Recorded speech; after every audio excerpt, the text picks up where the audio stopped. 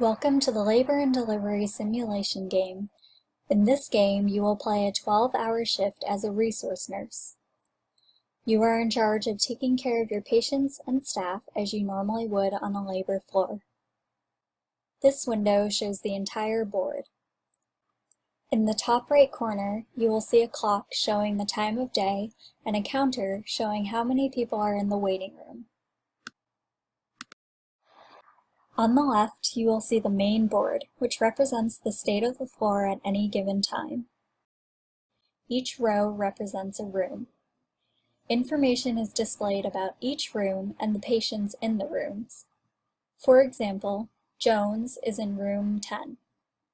You can see information about her assigned nurses, physician, age and gestational age, gravity and parity, membrane status, cervix status, anesthesia status, and any comorbidities, notes, or administered medications.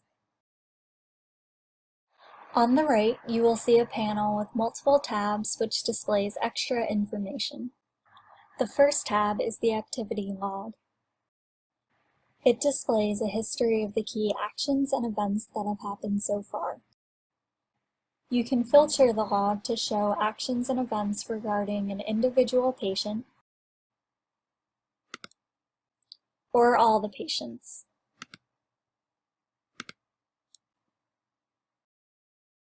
The second tab represents the waiting room. Patients will show up here as they arrive. Important details about each patient are shown. The third tab shows the staffing schedule for the entire day. The nurses on staff for each shift are shown in each column, and the current shift staff is highlighted in blue.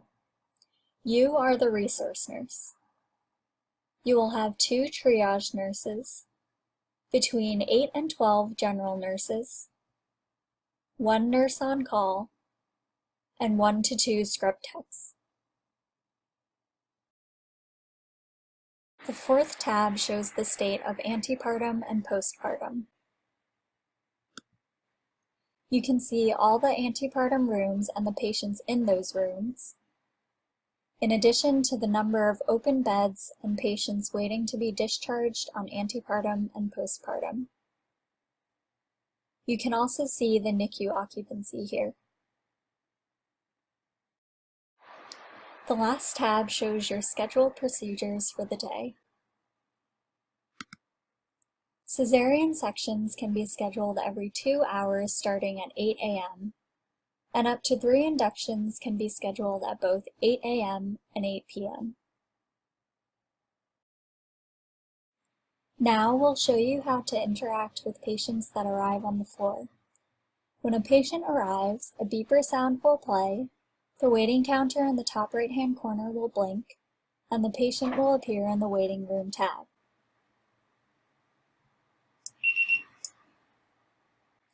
You can click the waiting room tab to view more information about the patient and to acknowledge the blinking alert. To assign a patient to a room, go to the main board, find the room to which you want to assign the patient, click on the room's empty patient field, and choose the desired patient. If you assign a new patient to triage, they will be examined by the triage nurses, and their information will be filled in when they are done with the examination. You will periodically receive an alert from triage with important information. To switch a patient between rooms, simply click on the patient's name and choose which room to switch them to under the Change Bed Assignment menu.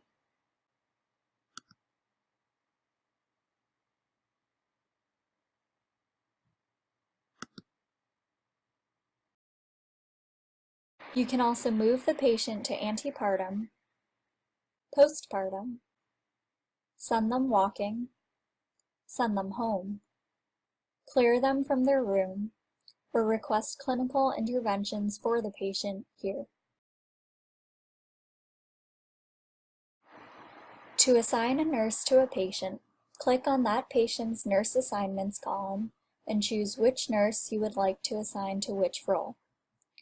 For example, if you wanted to assign a primary nurse to McGee, click on the nursing column and choose a nurse from the Assign Primary menu. The number of patients for which each nurse is caring for is shown next to their names. For example, Nurse Carrie is one patient's primary and one patient's covering nurse. If a patient needs a nurse, a blinking red indicator will show in the patient's nursing column until you make the appropriate assignment. Patients may need a primary, covering, or baby nurse, as well as a scrub tech. Each patient's cervix status is updated on average every 2 hours. You can click on the patient's cervix status column to request an update manually.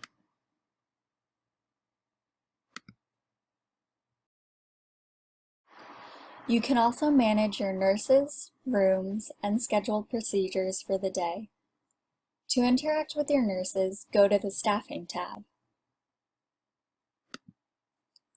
Here, you can click on current nurses' names to see if they are on a break or have taken one yet.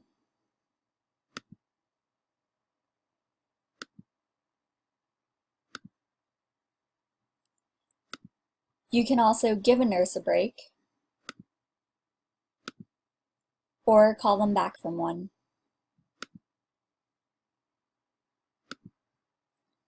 You can request that the call nurse come in at any time by clicking on her name and selecting Call In.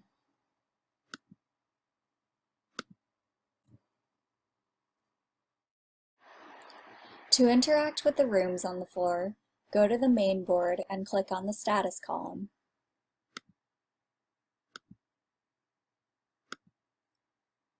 You can only interact with rooms that need to be cleaned to request that they be prioritized by the cleaning crew.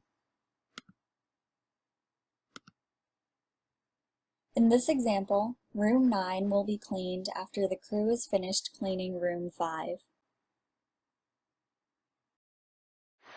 Finally, to interact with your scheduled procedures for the day, go to the Procedures tab. Here, you can click on a patient's name to cancel their procedure.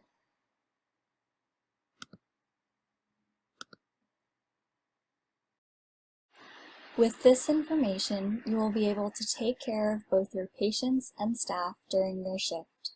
Good luck!